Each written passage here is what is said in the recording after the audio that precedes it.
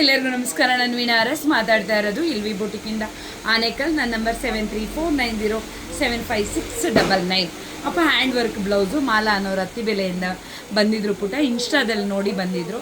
ಅದರಿಂದ ಅಪ್ಪ ಇದು ಅವ್ರು ಕೊಟ್ಟಿರೋ ಡಿಸೈನ್ಸೇ ವಾಟ್ಸಪ್ಪಲ್ಲಿ ಸೆಂಡ್ ಮಾಡಿದರು. ನಾನು ಕಲರು ಅವ್ರ ಸ್ಯಾರಿಗೆ ಏನು ಕಲರು ಕೊಟ್ಟಿದ್ದಾರೆ ಆ ಕಲರ್ ಮಿಕ್ಸ್ ಮಾಡಿ ಹಾಕಿ ವರ್ಕ್ ಮಾಡಿರೋ ಅಂಥದ್ದು. ಇದೆಲ್ಲ ಹ್ಯಾಂಡ್ ವರ್ಕ್ ಪುಟ, ಓಕೆನಾ. ಅದೇ ಥರ ಏನು ವರ್ಕ್ ಮಾಡಿದ್ದೀವಿ ಮೊನ್ನೆ ಲಟ್ಕನ್ನು ಸಹ ಡೋರಿ ಲಟ್ಕನ್ನು ಮ್ಯಾಚ್ ಮಾಡಿರೋ ಅಂಥದ್ದು ಪುಟ. ಆಮೇಲೆ ಮಗನೇ ಅಕ್ಕ ತಂಗಿರ್ದು ಸೇಮು ಮೆಜರ್ಮೆಂಟು, ಒಂದೊಂದೇ ಡಿಸೈನು ನೋಡಪ್ಪ. ಟೂ ಬ್ಲೌಸ್ಗೂ ಸೇಮ್ ಡಿಸೈನ್ ಮಾಡಿರೋ ಅಂಥದ್ದು. ಇದು ಹ್ಯಾಂಡ್ ವರ್ಕು, ಅರಿ ವರ್ಕಪ್ಪ, ಫುಲ್ಲು ಥ್ರೆಡ್ಡಲ್ಲಿ ಮಾಡಿರೋ ಅಂಥದ್ದು.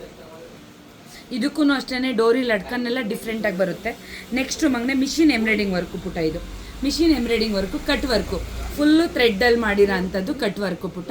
ಸೇಮು ಇದು ಒಂದೇ ಮೆಜರ್ಮೆಂಟು ಅಕ್ಕ ತಂಗಿರ್ದಾದ್ರಿಂದ ನಾನು ಇಬ್ಬರಿಗೂ ಸೇಮ್ ವರ್ಕ್ ಮಾಡಿರೋ ಅಂಥದ್ದು. ಇದು ಹ್ಯಾಂಡ್ ವರ್ಕು ಪುಟ, ಇದು ಹ್ಯಾಂಡ್ ವರ್ಕು. ನಿಮಗೆಲ್ಲ ನಾನು ವಾಟ್ಸಪ್ಪಲ್ಲಿ ಮಾತ್ರನೇ ಮೆಸೇಜು ತಿಳಿಸ್ಕೊಡ್ತೀನಿ.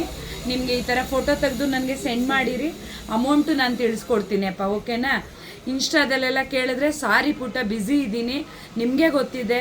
ಇವಾಗ ಜಸ್ಟ್ ಹಬ್ಬ ಮುಗ್ದಿದೆ, ಮ್ಯಾರೇಜ್ದು ತುಂಬಾ ಇದೆ ಪುಟ.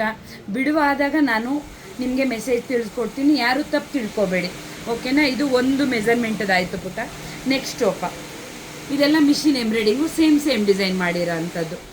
ಇದು ಅಷ್ಟೇ ಅಕ್ಕ ತಂಗಿರ್ದೆ, ಎಲ್ಲ ಸೇಮ್ ಒಂದೇ ಫ್ಯಾಮ್ಲಿ ಮಗನೇ. ಇದು ಹ್ಯಾಂಡ್ ವರ್ಕಪ್ಪ.